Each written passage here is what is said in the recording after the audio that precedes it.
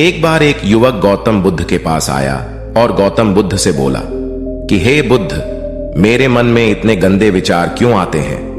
मैं नहीं चाहता कि मेरे मन में गंदे विचार आए, पर मेरे मन में हमेशा काम वासना के विचार चलते रहते हैं और मैं इनके बारे में सोच सोच कर बहुत परेशान हूं। मेरी ऊर्जा और समय यह सब सोचने में ही नष्ट हो जाती है और इन सब के विचारों की वजह से मैं कभी भी शांत नहीं रह पाता और मैं हमेशा ही स्त्रियों को देखकर मोहित हो जाता हूं।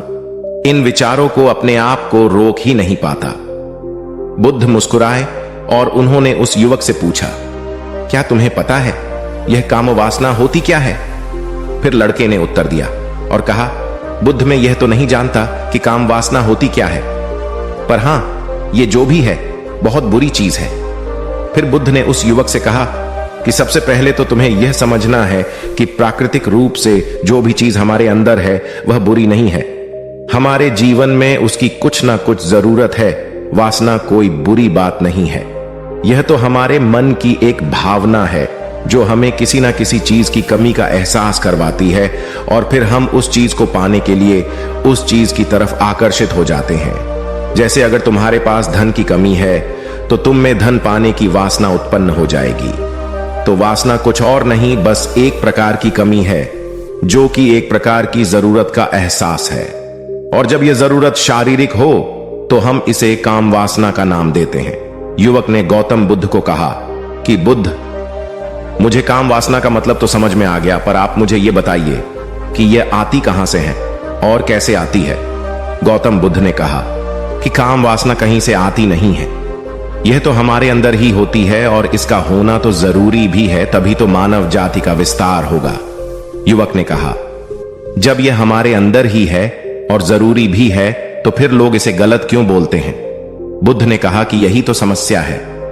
लोगों ने काम वासना को गलत तरीके से सोच लिया है। इसे छिपाने की, दबाने की कोशिश करते हैं। काम वासना गलत नहीं है, बल्कि काम वासना का गलत तरीके से प्रयोग करना गलत बात है। लोग जिससे प्रेम करते हैं बस उसी के लिए जीने लग जाते हैं, उसे पाना ही अपना लक्ष्य बना लेते हैं और उसी के बारे में हमेशा सोचते रहते हैं, पर यह सब गलत है। बुद्ध ने युवक से कहा, क्या तुम्हें पता है जानवरों में भी काम वासना होती है? युवक ने उत्तर दिया, हां बुद्ध, जानवरों में भी काम वासना होती है, क्योंकि जानवर भी तो आखिर अपनी पीढ़ी को आगे बढ़ाएंगे। बुद्ध ने कहा, तो फिर हम जानवरों की काम वासना को गलत क्यों नहीं कहते? युवक ने कहा, मुझे नहीं पता महात्मा, आप ही मुझे बताइए। गौतम बुद्ध ने कहा कि जानवर अपनी काम वासना का प्रयोग आनंद प्राप्ति के लिए नहीं करते, वह तो सिर्फ संतान उत्पन्न करने के लिए ही काम वासना का उपयोग करते हैं। जानवरों को प्रकृति ने इतनी समझ नहीं दी कि वह काम वासना को अपने सुख का आधार बना सके, जबकि मनुष्य अपनी समझ के बलबूते पर प्रकृति में पाई जाने वाली प्रत्येक वस्तु को अपने सुख के लिए प्रयोग करता है। हम इंसानों ने ही काम वासना को अपने सुख का साधन बना लिया है, जबकि प्रकृति ने तो हमें अपने वंश को आगे बढ़ाने के लिए दिया था, लेकिन इंसानों ने इसे अपने जीवन का परम लक्ष्य बना रखा है और इस तरह से काम वासना का भी लगाम हो जाना गलत है।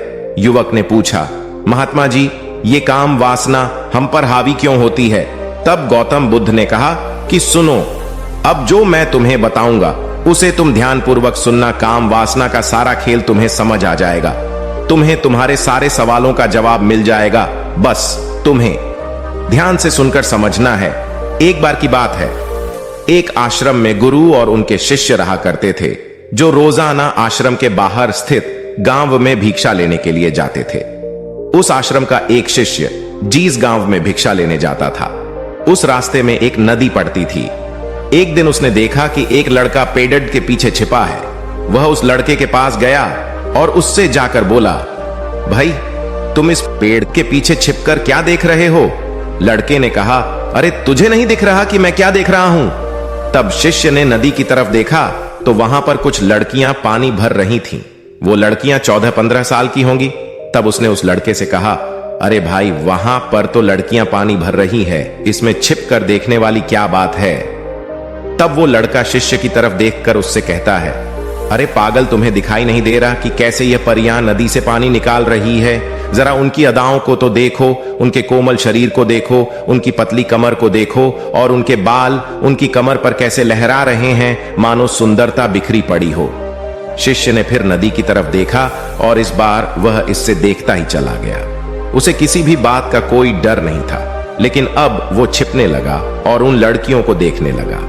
और जब वो छिपकर उन लड़कियों को देख रहा था, तभी वह अचानक अंदर से कांप गया और उसने कहा कि यह मैं क्या कर रहा हूं? मैं जो कर रहा हूं वह सही नहीं है, मुझे यहां से चले जाना चाहिए। और फिर वह जल्दी से वहां से चला गया। वो आश्रम पहुंच जाता है। आश्रम जाकर वो अपने कार्यों में लग गया, लेकिन जो अब भी वह देख कर आया था वहीं उसकी आंखों के सामने बार बार आ रहा था। उसके मन में वही दृश्य चल रहा था। उसके मन में वही सब कुछ देखने के लिए लड़ाई हो रही थी। उसका किसी भी काम में मन नहीं लग रहा था। सुबह होते ही वह रोज जल्दी ही भिक्षा के लिए आश्रम से निकल जाता और उस नदी के पास वाले पेड़ के पास जाता, और जहां पर वह लड़का पहले से मौजूद रहता था, उस लड़के के साथ मिलकर लड़कियों को छुप छुप कर देखता था। अब वह रोज ऐसा करने लग गया। यह उसके रोज का काम हो गया। अब उस शिष्य का मन किसी भी काम में नहीं लगता था। वो हमेशा ही किसी ना किसी प्रकार के विचार में उलझा रहता। वो आश्रम के कार्यों को भी ठीक ढंग से नहीं कर रहा था। न वो ठीक से सो पाता था और न वो ठीक से खाना खा पाता था। उसका मन बेचैन सा रहता था। उसका मन बार बार उन लड़कियों के सौंदर्य को देखने के लिए तरसता था। जब गुरु शिक्षा देते तब भी उसका मन कहीं और विचारों में खोया रहता था। गुरु ने अपने शिष्य की इन हरकतों को जान लिया था। तब एक दिन गुरु ने शिष्य को अपने पास बुलाया और कहा कि आज से मैं भी तुम्हारे साथ भिक्षा मांगने चलूंगा। तुम और मैं साथ साथ भिक्षा मांगने चलेंगे। तभी शिष्य गुरु को मना करते हुए बोला, नहीं गुरुदेव, आप परेशान क्यों हो रहे हो? मैं अकेला ही ठीक से भिक्षा मांग सकता हूं। गुरु ने शिष्य से कहा कि ठीक है, तुम अकेले ही भिक्षा मांगने जाओ। शिष्य तुरंत वहां से भिक्षा मांगने के लिए निकल गया। उसके जाने के बाद गुरु भी आश्रम से निकल गए और शिष्य का पीछा करने लगे कि वो कहा जाता है, किससे मिलता है। यह सब देखने के लिए उसके पीछे पीछे चलने लगे। थोड़ी दूर जाने के बाद गुरु ने देखा कि उनका शिष्य एक लड़के के साथ एक पेड़ के पीछे अपराधी की तरह छिपा हुआ है और छिपकर कुछ देख रहा था। गुरु भी अपने शिष्य के पीछे जाकर खड़े हो गए कि आखिर उनका शिष्य क्या देख रहा है, जिसे देखने के लिए वो पेड़ के पीछे अपराधियों की तरह छिपा पड़ा है। गुरु ने देखा कि उनका शिष्य पेड़ के पीछे छुपकर लड़कियों को देख रहा था जो कि नदी से पानी भर रही थी। तभी गुरु ने शिष्य को कहा कि तुम क्या देख रहे हो? अपने गुरु की आवाज सुनकर वह शिष्य घबरा गया और उसके पसीने छूटने लगे। वह थर थर कांपने लगा, जैसे किसी चोर को चोरी करते समय रंगे हाथों पकड़ लिया हो। उसकी हालत खराब हो गई। वो कुछ भी नहीं बोल रहा था। उसके मुंह से कुछ टूटे फूटे शब्द भी बाहर निकल रहे थे। वो अपने गुरु से नजर भी नहीं मिला पा रहा था। गुरु ने शिष्य की तरफ देखा और कहा कि मेरा शिष्य तो निडर था, उसे तो किसी भी चीज का डर नहीं था, लेकिन यह क्या, तुम तो डर के मारे कांप रहे हो। शिष्य ने गुरु से कहा कि मुझे माफ कर दो गुरुदेव, मेरा इसमें कोई दोष नहीं है। उस लड़के ने मुझे बहका दिया था, लेकिन आपसे मैं वादा करता हूं कि आज के बाद मैं ऐसा कभी दोबारा नहीं करूंगा। मुझे माफ कर दो गुरुदेव। गुरु ने शिष्य से कहा कि कोई बात नहीं, पर इस बात का तुम ध्यान रखना कि हम जैसी संगति करते हैं वैसा ही फल हमें प्राप्त होता है। उसके विचार हमारे अंदर प्रवेश करते हैं, इसीलिए अच्छी संगति करो जिससे तुम्हारे अंदर अच्छे विचारों का प्रवेश हो। फिर गुरु और शिष्य आश्रम लौट आए और फिर से आश्रम के कार्यों पर ध्यान देने लगे। उसने उस रास्ते को छोड़ दिया और दूसरे रास्ते से जाने लगा। वो अपने काम को ध्यान से करता, लेकिन धीरे धीरे उसके अंदर क्रोध उत्पन्न हो गया और फिर वो दूसरों पर क्रोध करने लगा और बेचैन रहने लग गया। अब वो सही समय पर भोजन भी नहीं करता था। वो भोजन भी बहुत कम खाता था। एक रात गुरु शिष्य के पास आए और उसे बोले कि अब तक तुमने कितनी बार अपना वादा तोड़ दिया। यह सुनकर शिष्य अपने गुरु के चरणों में गिर गया और रोने लगा। रोते रोते ही उसने गुरु से कहा कि गुरुदेव, मैं कई बार अपना वादा तोड़ चुका हूं, फिर वादा कर लेता हूं, लेकिन हर बार मैं वादा तोड़ देता हूं। मेरा मन मेरे नियंत्रण में है ही नहीं। मैं बहुत कोशिश करता हूं कि मैं अपने मन से सारे बुरे विचारों को निकाल डालूं, लेकिन मैं चाहकर भी ऐसा नहीं कर पा रहा हूं। फिर गुरु ने शिष्य को कहा कि चलो मेरे साथ। गुरु शिष्य को आश्रम के बगीचे में लेकर गए और शिष्य से कहा कि देखो, यहां पर कुछ नालियां बनी हुई है। जिससे नदी का पानी इन पौधों तक आ रहा है और यह पानी एक निरंतर भाव से बह रहा है। क्या तुम इस पानी के बहाव को रोक सकते हो? शिष्य ने कहा कि हां गुरुदेव, मैं इस बहाव को रोक सकता हूं। फिर शिष्य ने मिट्टी उठाकर उस नाली में डाल दी। वो पानी थोड़ी देर के लिए रुक गया और फिर थोड़ी देर बाद उस मिट्टी के ऊपर से पानी बह गया। गुरु ने शिष्य से कहा, अरे ये क्या, ये तो पानी रुका ही नहीं। फिर शिष्य ने कुछ कंकड़ पत्थर उठाकर उस नाली में डाल दिए और फिर थोड़ी देर के लिए पानी रुक गया। लेकिन फिर थोड़ी देर बाद ही उन कंकड़ पत्थर के ऊपर से पानी निकल आया। फिर गुरु ने कहा कि यह क्या हुआ, पानी तो फिर से बह गया। तुम तो बोल रहे थे कि तुम इसे रोक दोगे। क्या हम किसी काम को रोकना चाहे तो क्या हम उसे रोक नहीं सकते? तब शिष्य ने कहा, कोई बात नहीं गुरुदेव, मैं इस पानी को तो आपको रोक के दिखाऊंगा। वह फिर से एक बड़ा सा पत्थर लेकर आया और उसे नाली पर डाल दिया और पानी रुक गया। तब गुरु से कहा कि देखा गुरुदेव, मैंने कहा था ना कि पानी को मैं रोक दूंगा। मैंने पानी को रोक दिखाया। आपकी बात मैंने पूरी कर दी। गुरु मुस्कुराए और बोले, अच्छा जरा ध्यान से देखो, पानी रुक गया। क्या वो तो पीछे की नाली तोड़कर बाहर आ गया और अगल बगल से बह रहा है, और ध्यान से देखो इस पत्थर को आगे भी आ गया और ये पानी अपना रास्ता बदलकर फिर से आगे की तरफ बह जाएगा। और फिर थोड़ी देर बाद ऐसा ही हुआ। फिर गुरु ने शिष्य को समझाया कि तुम्हारे साथ भी तो ऐसा ही चल रहा है। तुम बार बार प्रयास कर रहे हो, बड़े से बड़ा प्रयास कर रहे हो, पर हर बार तुम्हारा प्रयास टूट रहा है और यह हमेशा टूटता ही रहेगा। तुम कितना भी बड़ा पत्थर रख लो, लेकिन पानी तो अपना रास्ता बना ही लेगा। यह सब देखकर गुरु से कहा कि हे गुरुदेव, क्या कोई तरीका नहीं है जिससे मैं गंदे विचारों से बाहर निकल सकूं और यह मेरे मन में आए ही नहीं? गुरु शिष्य को एक नदी के पास ले गए जहां से उस बगीचे में पानी आ रहा था। गुरु ने शिष्य से कहा, वो पानी इसी नदी से जा रहा है। अगर हम यहीं से उस रास्ते को बंद कर दें जहां से पानी बगीचे में जा रहा है, अब क्या हम पानी को रोक नहीं सकते? शिष्य ने कहा कि हां गुरुदेव, अवश्य ऐसा हो सकता है। मैं इस पानी को यहीं से बंद कर देता हूं, तब आगे की नाली में पानी जाएगा ही नहीं और फिर बगीचे में पानी जाएगा ही नहीं। फिर से नदी से जाने वाले रास्ते को बहुत मेहनत करके पत्थर और मिट्टी डाल डालकर बंद कर दिया और गुरु से कहा कि गुरुदेव, मैंने पानी को बंद कर दिया है, अब यह पानी बगीचे में जाएगा ही नहीं।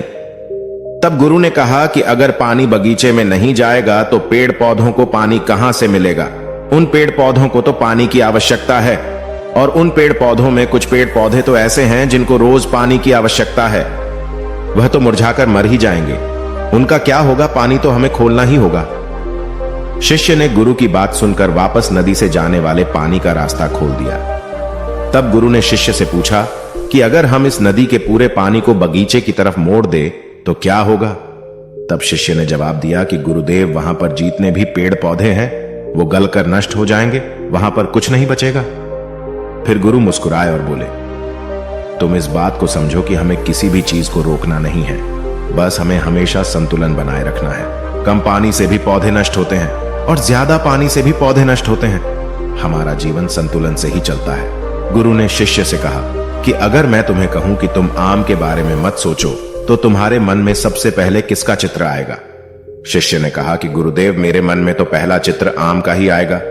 गुरु ने कहा कि जब हम गंदे विचारों को जबरदस्ती रोकने का प्रयास करते हैं तो वह और मजबूती के साथ हमारे अंदर प्रवेश करते हैं और ज्यादा हमारे अंदर उठते हैं। इसीलिए हमें उन्हें कभी भी दबाने की कोशिश नहीं करनी चाहिए। फिर गुरु ने शिष्य को जाते हुए कहा कि हमारे गंदे विचार बुरे लोगों की संगति करने की वजह से भी आते हैं। कई बार क्या होता है कि कामुकता हमारे अंदर होती नहीं है, लेकिन कुछ अश्लील लोगों के साथ रहने की वजह से यह हमारे अंदर हावी हो जाती है।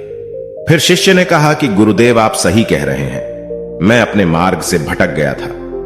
फिर वो शिष्य उस रात बहुत ही चैन की नींद सोया। सुबह अपने कार्यों को पूरे मन से किया और फिर सुबह वो भिक्षा लेने के लिए उसी रास्ते से गया जहां वह लड़का आज भी पेड़ के पीछे छुपकर उन लड़कियों को देख रहा था। वो शिष्य नदी पर गया जहां वह लड़कियां पानी भर रही थीं। उसने उन लड़कियों से पानी मांगा। उन लड़कियों में से एक लड़की ने उसे पानी पिलाया और उस सन्यासी शिष्य के चरण छुए। शिष्य ने उसे आशीर्वाद दिया कि तुम्हारा कल्याण हो। उसका मन सकारात्मक ऊर्जा से भर गया। उसके चेहरे पर मुस्कान आ गई थी, जैसे कि उसे कुछ खोया हुआ वापस मिल गया हो। वह वापस अपने रास्ते से जाने लगा। तभी पीछे से वह लड़का आ गया जो पेड़ के पीछे छुपा हुआ था। वह शिष्य के पास आया और बोला कि क्या बात है, आज तो तुमने नजदीक से दर्शन कर लिए, तुम तो मुझसे भी आगे निकले। तब शिष्य ने कहा कि हम हमेशा दूसरे के दर्शन करने में ही व्यस्त रहते हैं, अपने दर्शन कर ही नहीं पाते। तुम कब तक इस पेड़ के पीछे छुपते रहोगे? किसी को पसंद करते हो तो उससे बोल दो, अगर वो भी तुम्हें पसंद करती है, और शादी कर लो। पर उससे पहले तुम कुछ बन जाओ तथा अपने आप को पहचान लो। ऐसे अपना समय बर्बाद मत करो। फिर वह लड़का रोज उससे मिलने लगा और उस लड़के ने नदी पर जाना छोड़ दिया। और फिर वो लड़का अपने जीवन में कुछ बनने के लिए संघर्ष करने लगा। तो तुमने देखा संगति का असर क्या होता है। अपनी संगति बदलो, अपने विचार बदलो। बुद्ध ने युवक से पूछा कि क्या तुम्हें तुम्हारे सारे सवालों का जवाब मिल गया? तब युवक ने कहा कि हां महात्मा जी, आपका बहुत बहुत धन्यवाद। तब गौतम बुद्ध ने युवक से कहा कि जब तुम्हारे मन में गंदे विचार आए तब आप अपने आप को दोषी मत मानो। यह शरीर है और यह सब इसमें हजारों वर्षों से सीखा है। यह केवल तुम्हारे सोच लेने से, शपथ लेने से यह टूटने वाला नहीं है, लेकिन तुम्हारे पास वो शक्ति है और वो ऊर्जा है जिसका तुम्हें संतुलन बनाए रखने के लिए उपयोग करना है। तुम एक जीवित ऊर्जा हो जो कुछ भी अनुभव करने के लिए स्वतंत्र हो, जो कुछ निर्माण करने के लिए स्वतंत्र हैं। इसीलिए तुम अपने आप को पहचानो। दोस्तों, आपको यह कहानी कैसी लगी हमें कमेंट करके जरूर बताना, और ऐसी ही और कहानियों के लिए सब्सक्राइब का बटन जरूर से दबा देना।